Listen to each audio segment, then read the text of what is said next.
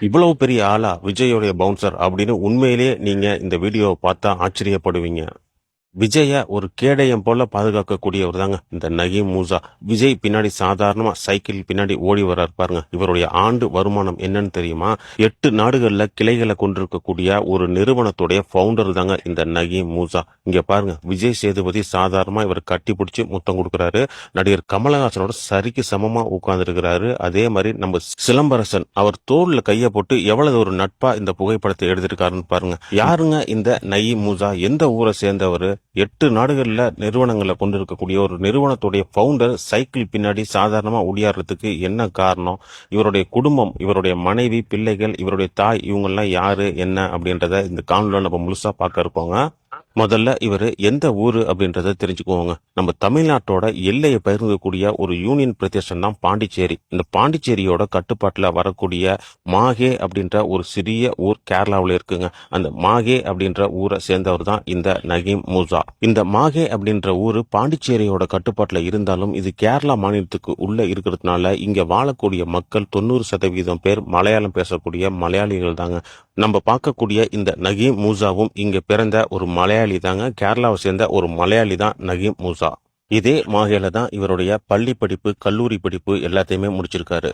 கேரளாவை சேர்ந்தவங்க முக்காவாசி பேர் அதாவது வளைகுடா நாடுகளில் வேலை பார்ப்பாங்க. அதே பாணியில இவரும் வளைகுடா நாடுகளில் ஒன்றான துபாய்க்கு வேலைக்கு போகலாம்னு 2004 துபாயில் இருக்கக்கூடிய ஒரு கம்பெனியில வேலைக்கு சேர்றாருங்க. கேரளாவில் ஒரு அப்பர் மிடில் கிளாஸ் குடும்பத்தை சேர்ந்தவர் தாங்க. இவருக்கு சின்ன வயசுல இருந்த உடல் ஆரோக்கியத்து மேல இருந்த ஆர்வத்தினால சின்ன வயசுல இருந்தே ஜிம்முக்கு போறது பழக்கமாங்க. இதனால உடலை ரொம்ப கட்டுமஸ்தா வச்சிருந்திருக்கிறாரு. துபாய்க்கு போன இடத்துலயும் இவர் ரெகுலரா ஜிம்முக்கு போறது வழக்கமாங்க. அப்படி ஜிம்முக்கு போற இடத்துல கிடைச்ச அறிமுகத்தினால பாத்தீங்கன்னா இவருக்கு பார்ட் டைமா துபாயில பவுன்சரா வேலை பார்க்கறதுக்கு வேலை கிடைச்சிருக்குதுங்க. அந்த வேலையும் சில காலம் செஞ்சுட்டு இருந்திருக்கிறாரு. இதுல கிடைச்ச அனுபவத்தை வச்சு தானே ஒரு செக்யூரிட்டி சர்வீஸ் ஆரம்பிக்கலாம் அப்படின்னு ஒரு முடிவுக்கு வராருங்க. அந்த மாதிரி சமயத்துல தன்னுடைய நண்பர்களுடைய உதவியினால இவர் ஒரு செக்யூரிட்டி சர்வீஸை துபாயில சொந்தமா ஆரம்பிக்கிறாரு. அந்த செக்யூரிட்டி சர்வீஸோடைய பெயர் தான் கென்டூர் செக்யூரிட்டி சர்வீஸ். துபாயில பதிவு செய்யப்பட்ட இந்த செக்யூரிட்டி சர்வீஸோடைய பவுண்டர் தான் நம்ம நகீம் மூசா. 2008 துபாயில சிறிய அளவுல தன்னுடைய நண்பர்களோட சேர்ந்து துவங்கப்பட்ட இந்த கென்டூர் செக்யூரிட்டி சர்வீஸ் அப்படின்றது இன்னைக்கு பாத்தீங்கன்னா Dubai, Abu Dhabi, Bahrain, Kuwait, Saudi Arabia, India, Malaysia, Singapore அப்படின்னு பல நாடுகள்ல இவருடைய கிளை இருக்குதுங்க. அது மட்டும் இல்லாம துபாய்க்கு வரக்கூடிய மிகப்பெரிய விஐபிகளுக்கு பாதுகாப்பு கொடுக்கணும் அப்படின்னா துபாயோட போலீஸே இந்த செக்யூரிட்டி சர்வீஸை அணுகி இவங்கள்ட்ட உதவி கேட்கிற அளவுக்கு இவங்க ஒரு மிகப்பெரிய செக்யூரிட்டி சர்வீஸா எப்படி வளர்ந்தாங்க. 2008 சாதாரணமா ஆரம்பிக்கப்பட்டது இன்னைக்கு இவ்வளவு பெரிய நிறுவனமா எப்படி மாறுனுச்சு. இதுல நகீம் மூசா அவருடைய பங்கு என்ன அப்படின்றத பார்க்கலாங்க.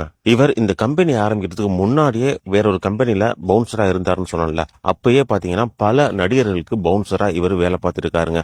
அந்த டைம்ல இவர் ஒரு பவுன்சரா ஒரு முரட்டுத்தனமான ஆளா இல்லாம வரக்கூடிய நடிகர்கள்ட்ட ரொம்ப எளிமையா பேசக்கூடியவராகவும் வரக்கூடிய நடிகர்களை ரொம்ப கேர் எடுத்து பாத்துக்கக்கூடிய அந்த தன்மையும் வரக்கூடிய செலிபிரிட்டிஸ்க்கு இவர் மேல தனி ஒரு ஈர்ப்பையே உண்டு பண்ணியிருக்குங்க. இதனால பாத்தீங்கன்னா இவருக்கு ரொம்ப எளிமையாவே செலிபிரிட்டிஸை அணுகக்கூடிய வாய்ப்பு கிடைச்சதுனால இவர் புதுசா ஆரம்பிச்ச கம்பெனிக்கு அந்த வாய்ப்புகள் அனைத்தும் வந்திருக்குதுங்க.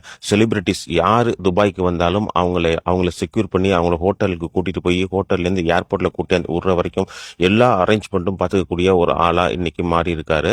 இந்திய திரைத்துறைன்னு எடுத்துக்கிட்டோம்னா ஹிந்தி, மலையாளம், தெலுங்கு, கன்னடம், தமிழ்னு இதுல இருக்கக்கூடிய டாப் ஹீரோ, டாப் ஹீரோயின்ஸ் எல்லாருமே இவருக்கு ரொம்ப நெருங்கிய பழக்கத்துல உள்ளவங்க. அது மட்டும் இல்லாம இங்க வரக்கூடிய செலிபிரிட்டிஸ் பாத்தீங்கன்னா இவரை ஒரு பவுன்சராவோ இல்ல ஒரு செக்யூரிட்டி சர்வீஸ் நடத்துறவராவோ பார்க்காம ஒரு நண்பராகவே பாக்குறாங்க. அந்த அளவுக்கு எல்லாரு கூடயும் நெருங்கி பழகக்கூடியவருங்க. அது மட்டும் இல்லாம இங்க வரக்கூடிய செலிபிரிட்டிஸ் அவங்களுடைய பர்சனல் வேலைகள் இருக்கும். அதாவது ஏதாவது இடம் வாங்குவாங்க, இல்ல ஏதாச்சும் ஒரு பார்ட்டியில கலந்துக்குவாங்க. இந்த மாதிரி இருக்குன்னா அந்த இடத்துல வந்து இவங்க பர்சனலா அவங்களுக்கு செக்யூரிட்டியா இருக்கிறப்ப அங்க நடக்கக்கூடிய விஷயங்கள் எதுவும் வெளியில வந்துடாம பாத்துக்கிறதுல இவங்களுடைய செக்யூரிட்டி சர்வீஸை அடிச்சுக்கிறதுக்கு துபாயில ஆளே இல்லையாங்க. அந்த அளவுக்கு பர்சனலா கேர் எடுத்து ஒன்னொன்னையும் பாத்துக்குவாங்களாம். இவங்க செலிபிரிட்டிஸ்க்கு மட்டும் சர்வீஸ் பண்றது இல்லைங்க. துபாய்ன்றது பாத்தீங்கன்னா ஷாப்பிங் மாலுக்கு பேர் போன இடம். நிறைய பெரிய பெரிய ஷாப்பிங் மால் இருக்கு. அந்த மாதிரி துபாயில இருக்கக்கூடிய மிகப்பெரிய ஷாப்பிங் மால் எல்லாத்துக்குமே இவங்களுடைய செக்யூரிட்டி சர்வீஸ் தாங்க இருக்குது. அது மட்டும் இல்லாம துபாயில் நடக்கக்கூடிய இன்டர்நேஷனல் கிரிக்கெட் மேட்ச், இந்த மாதிரி கிரிக்கெட் மேட்ச் நடக்கிறப்ப துபாயோடைய போலீஸ் போலீஸே இவங்களுடைய உதவியை நாடுமாங்க.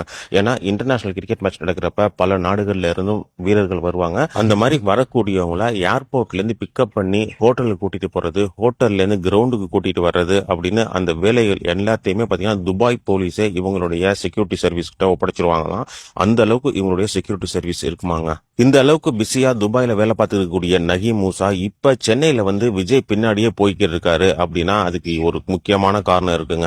ஏன்னா விஜய் அப்படின்றவர் பாத்தீங்கன்னா நகீம் மூசாவுக்கு ஒரு வேலை கொடுக்கக்கூடிய கிளைண்ட் மட்டும் கிடையாதுங்க. நகீம் மூசாவுக்கும் விஜய்க்கும் பாத்தீங்கன்னா 2006 இருந்தே பழக்கமாங்க. நகீம் மூசா வந்து விஜயோடைய க்ளோஸ் ஃப்ரெண்டு அப்படின்னு சொல்றதோட விஜயோடைய ஒரு சகோதரர் மாதிரின்னு சொல்லலாம். அந்த அளவுக்கு வந்து நகீம் மூசாவும் விஜயும் ரொம்ப நெருங்கிய நட்புல உள்ளவங்க. அந்த நட்போடைய அடிப்படையில தாங்க விஜய் அவர்கள் இங்கே அரசியல் கட்சி ஆரம்பிச்சதுக்கு பிறகு அவருக்காக பாதுகாப்புக்காக பர்சனலா இவரே நேரடியா வந்து விஜய்க்கு ஒரு கேடயம் போல விஜயை எந்த நேரமும் கண் இமைக்காம பாதுகாத்துட்டு இருக்காரு. இதுக்காக பாத்தீங்கன்னா விஜய் இவங்களுடைய டீமுக்கு கொடுக்கக்கூடியது ஒரு நாளைக்கு 1 லட்சம், மாசத்துக்கு 30 லட்சம் ரூபாய் இந்த டீமுக்காக விஜய் வந்து செலவு பண்றாரு. நீங்க கூட நினைக்கலாம், ஃப்ரெண்டு தானே, எதனால காசு வாங்கிக்கிட்டு அவர் வந்து இந்த வேலையை பார்க்கணும், ஃப்ரீயாவே பார்க்க வேண்டியது தானே அப்படின்ட்டு. இவர் மட்டும் இருந்தாருன்னா பிரச்சனை இல்லைங்க. இவர் கூட பாத்தீங்கன்னா ஒரு டீமே இருக்கு. ஒரு 10 பேர் கொண்ட ஒரு பவுன்சர் டீம் தான் இருக்கு. அந்த டீமுக்கான ஒரு தொகையை தான் விஜய் கொடுத்துக்கிட்டு இருக்காரு.